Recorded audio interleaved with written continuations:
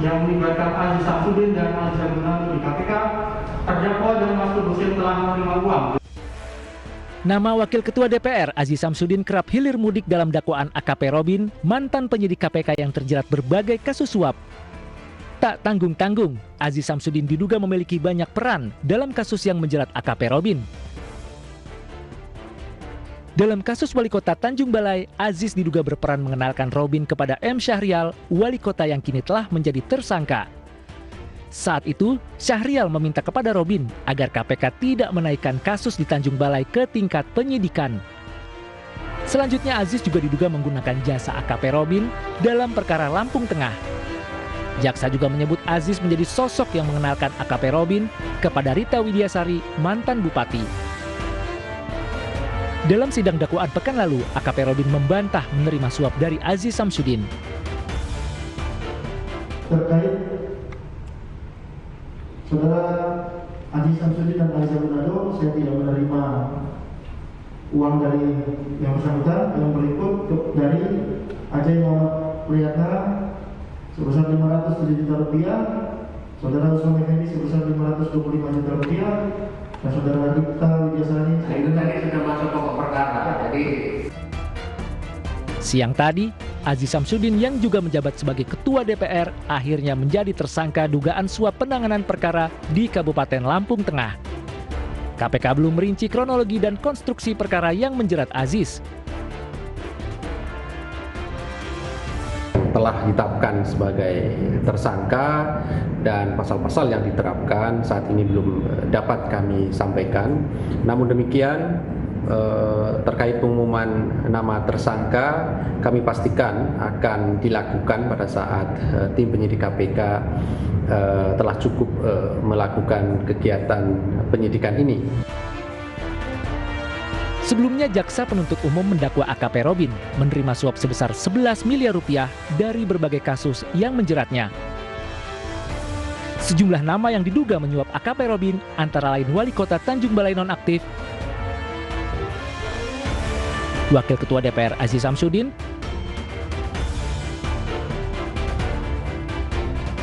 Wali Kota Cimahi Usman Effendi, hingga Rita Widiasari, mantan Bupati Kutai Kartanegara. Robin diangkat menjadi penyidik KPK pada Agustus 2019, sementara kasus suap terjadi dalam rentang Juli 2020 hingga April 2021. Atas perbuatannya, AKP Robin didakwa Undang-Undang Tindak Pidana Korupsi.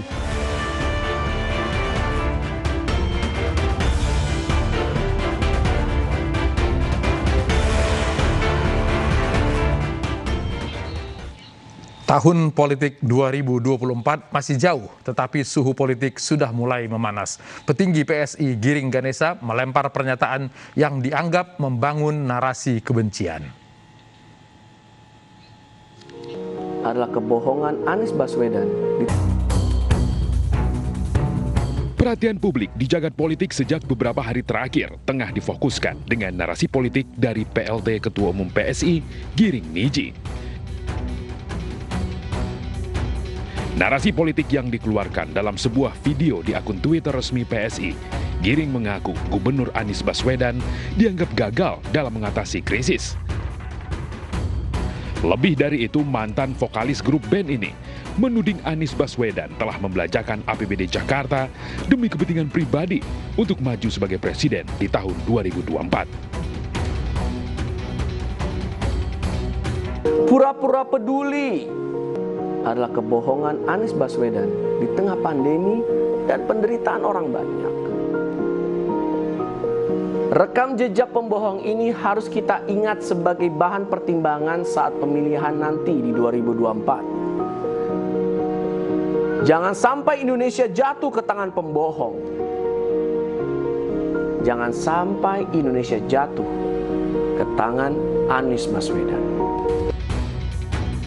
Sontak, sikap Giring Niji tersebut menuai respon dari sejumlah tokoh yang menganggap Giring telah membangun narasi kebencian.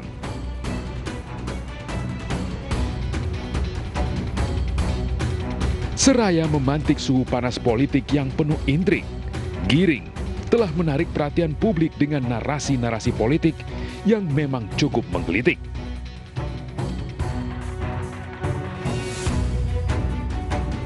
Namun membangun narasi politik tak cukup hanya dengan narasi yang baik, namun juga harus lebih mendidik.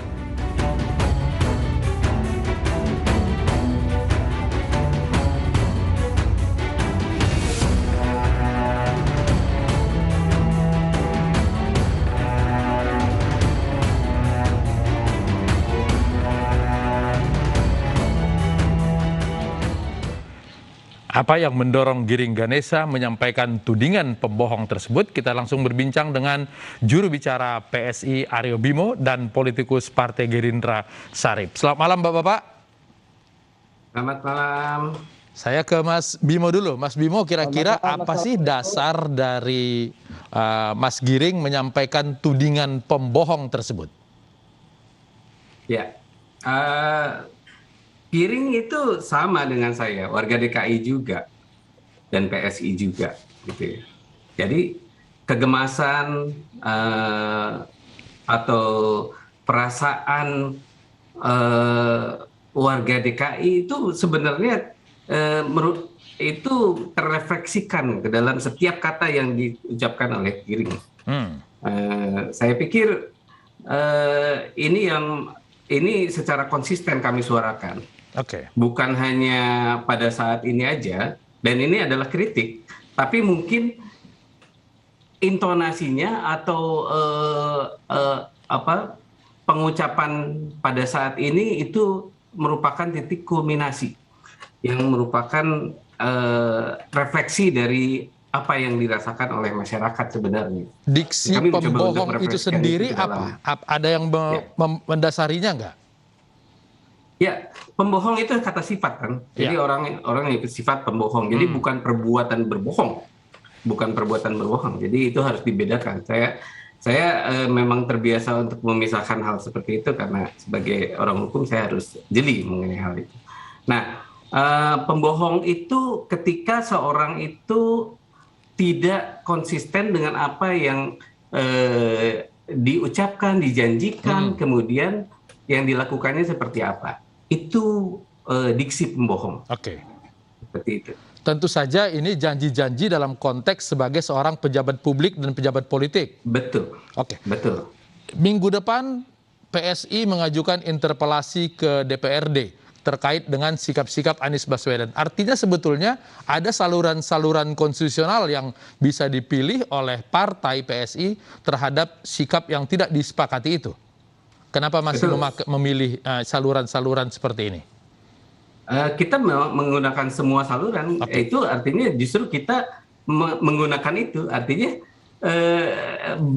bukan pertama kali loh PSI itu mengajukan interpelasi, tapi yang pertama tidak ada dukungan sama sekali dari fraksi lain.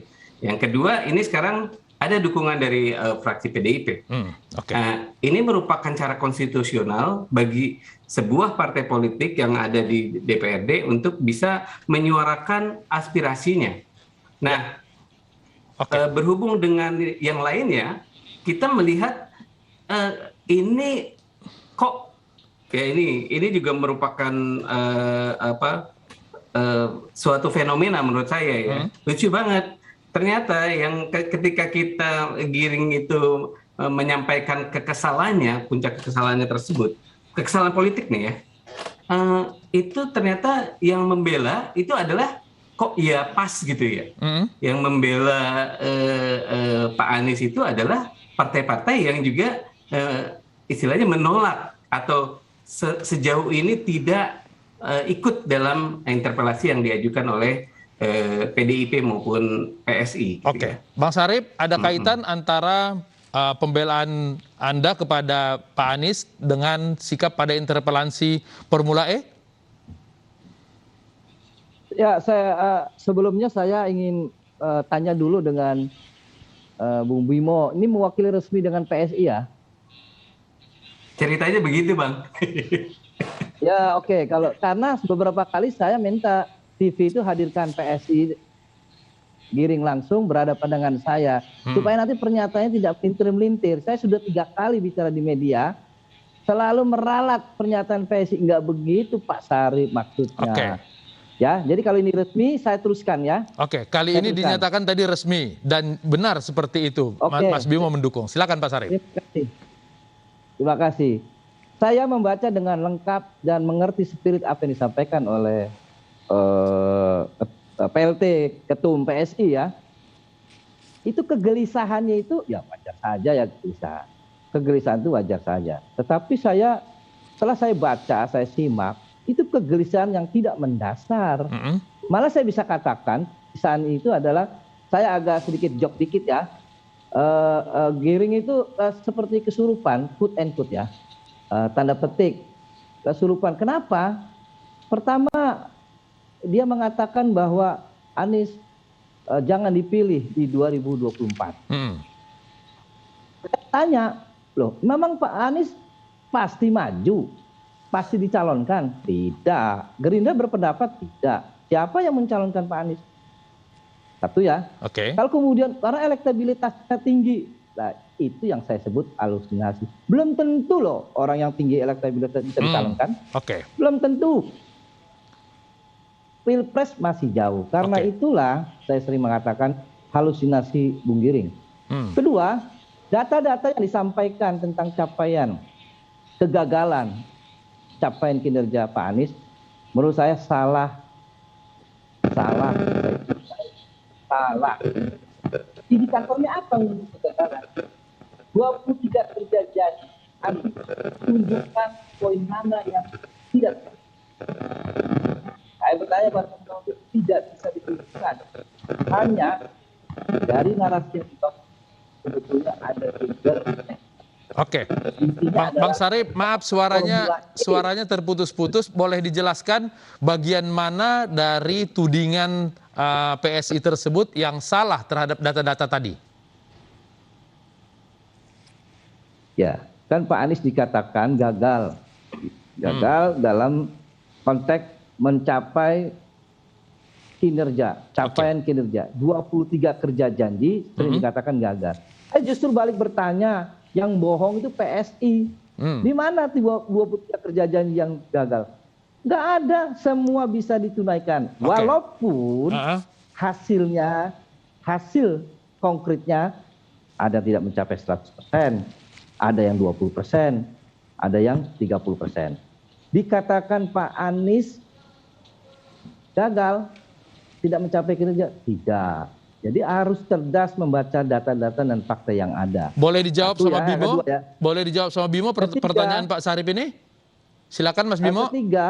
Lanjut dulu deh, masih. Ketiga, narasi ya, narasinya itu penuh dengan kebencian.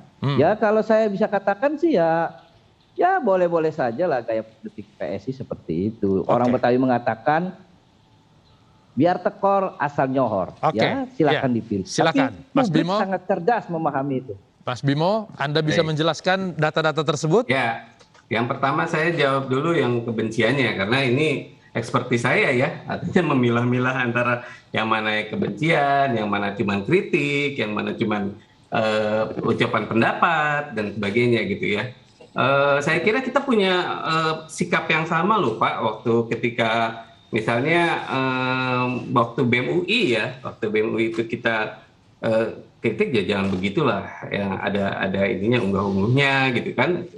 Nah, tapi itu jelas jauh berbeda ketika misalnya orang memaparkan ujaran kebencian itu ada kalau misalnya ujaran kebencian itu ada pasalnya Pak, nggak sembarangan kita bilang bahwa itu penuh dengan nada kebencian, ujaran kebencian itu nggak sembarangan. Tidak menjadi kebencian jika ada datanya. Mungkin data ini yang perlu ditunggu oleh Bang Sarip. Pasti. Jadi semua yang dikatakan Giring itu adalah seperti saya sampaikan adalah kulminasi dari sikap kita. Karena apa? Karena kita melihat data. Let's say kita ngomongin apa yang dijanjikan ya, misalnya OKOC lah gitu ya. Misalnya mestinya ada pendampingan, ada dikasih modal, ada apa, tapi yang ada cuman pelatihan, yang tadinya katanya mau dikasih tempat juga nggak ada. Dari 8.000, maksudnya dari 300-an ribu yang ini hanya 89.000 yang tercapai gitu kan. Itu pun hanya pelatihan gitu. Gimana mau 5 tahun tercapai OKOC itu misalnya seperti itu. Banyak sih yang kalau misalnya kita mau ini satu-satu gitu ya. Cuman ya artinya ketika kita dan ini bukan cuma masalah janji kampanye ya, itu sudah dituangkan loh ke dalam rencana gitu kan. RPJMD gitu kan. Cukup satu contoh dulu mungkin biar ditanggapi oleh Pak Sarip. Apakah contoh ini cukup untuk penyebut pembohong itu, Bang Sarip? Silakan. Ya justru itulah saya katakan apa yang dicapai Pak Anies katakan terbalik oleh PSI pembohong. Kan begitu. Sementara uraikan tadi ada capaian walaupun 89.000. Salah. Datanya salah itu, ngawur. Yang betul adalah dalam satu soal saja ya, soal OKOC. Saya katakan OKOC sudah ganti nama, namanya Jakartapreneur, bukan OKOC lagi ya. Saya informasikan. Yang kedua, capaian itu sudah melebihi lampauan target dari 300.000. Ada 7P kan? Ada 7P. Ketika yang P terakhir itu permodalan. Kita dihambat oleh regulasi OJK. Dan gubernur sudah menyampaikan kepada OJK untuk diberikan keringanan regulasi itu. Ternyata nggak bisa. Ya, jadi ada hambatan regulasi. Di poin yang lain, janji kerja yang lain jalan. Artinya apa hubungannya dengan kebohongan dengan upaya yang sudah dilakukan? Kan nggak ada. Artinya itu terbalik, berarti memang memberikan informasi yang salah kepada masyarakat. Begitu Bung Siregar. Ya, Mas Bimo, ini kalau tadi kan disebutkan jangan menyerahkan Indonesia kepada Anies Baswedan. Apakah ini artinya serangan dari PSI ini ada kaitannya juga dengan 2024? Tadi kata Bang Sarip belum tentu dicalonkan nih Anies Baswedan. Dan nanti celeh sendiri. Betul, gini, kami itu tidak selalu ya memberikan pendidikan politik bagi masyarakat itu berdasarkan kriteria. Kita nggak pernah bilang bahwa iya boleh deh koruptor jadi pejabat publik, nggak pernah. Iya boleh deh koruptor nyalon lagi, nggak boleh. Nah sama ketika kita melihat ada indikator bahwa pemimpin seperti ini tidak pantas untuk dicalonkan kembali, ya kita konsisten saja. Konsisten saja. Jadi itu menurut saya bukan hal yang aneh ketika PSI itu memberikan suatu kriteria untuk calon pemimpin masa depan yang menurut dia paling bagus itu. Ya udah, paling bagus. Tidak seperti itu. Bung Siregar itu bukan kriteria, tapi ngejas menyebut Anies Baswedan. Berbeda dong. Berbeda sekali. Iya, silakan. Bapak bisa bilang begitu, partainya Bapak boleh mempunyai argumen mengenai siapa yang paling terbaik untuk disampaikan. Kalau menurut kami Anies Baswedan tidak layak, itu aja. Cocok kan berarti dengan kriteria yang di-framing oleh PSI bahwa Anies gagal, Anies pembohong, kan seperti itu. Maka serahkan kepada publik. Kan seperti itu. Tetapi kalau kita analisis apa yang gagal, apa yang tidak dicapai, mari kita uji dengan fakta dan data. Nah, itu bagus Pak. Saya setuju Pak. Kita uji fakta dan data ya. Tapi bukan di sini Pak. Bukan di sini, maaf. Yang betul itu seperti kata Pak Syarif tadi, ada forumnya. Nah, itu di DPRD sana. Kalau misalnya mau jawab dong nanti kalau kayak gitu. Kita selesaikan di DPRD secara konstitusional ya. Itu mungkin langkah yang lebih baik. Justru di DPRD itu saya sebagai pimpinan Komisi D yang sangat aktif, ada 2 anggota PSI yang menurut saya ya biasa-biasa aja tuh. Nggak bisa berdebat. Baik. Nggak bisa. Mudah-mudahan ini bisa menghangatkan politik kita menuju 2024 dan kita tetap kompak untuk Indonesia yang lebih baik. Bang Sarip, Mas Bimo, terima kasih.